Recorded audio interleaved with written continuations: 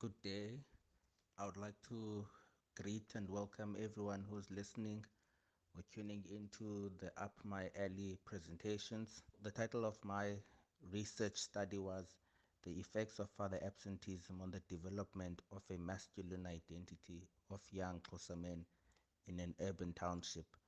So, as a researcher who was supervised by the then Dr. Ali, who is now professor, we sought to understand the impact of father absenteeism and how it affects young Xhosa men who grow up in a township in their constructions of a masculine identity.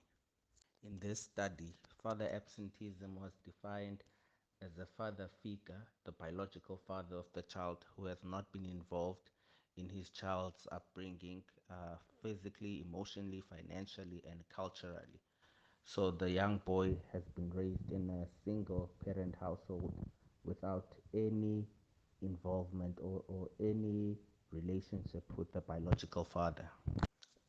Number one, father absenteeism obstructs cultural rites of passage to manhood.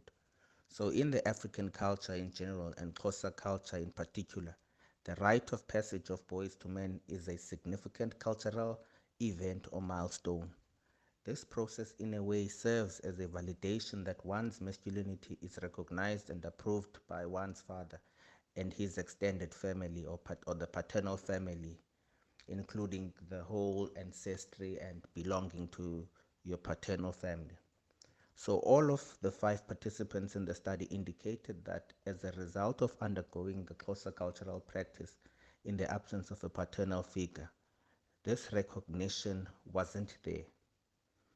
So, to get recognition from your paternal family, the paternal figure should perform imbeleko, so which is a traditional event where the father slaughters a cow in order to introduce the child to the paternal lineage and ancestry.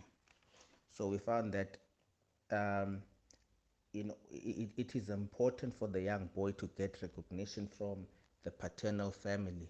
So this process is hindered by the absence of a father.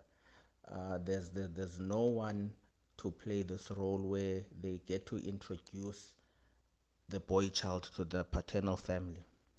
The third finding was that father absenteeism leads to emotional pain and emotional neglect. The second finding was that father absenteeism leads to a lack of guidance.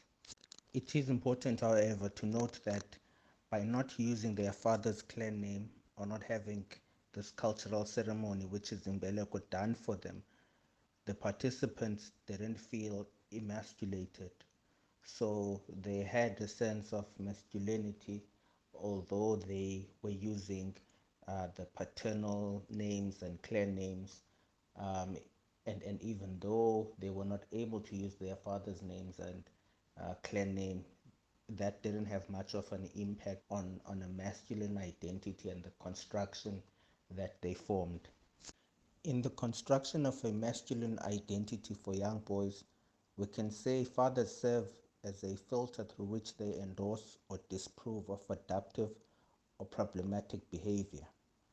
When this filter, which is the father, is not present, the children become vulnerable both on an intra and interpersonal level. This finding challenges the common statement that boys don't cry.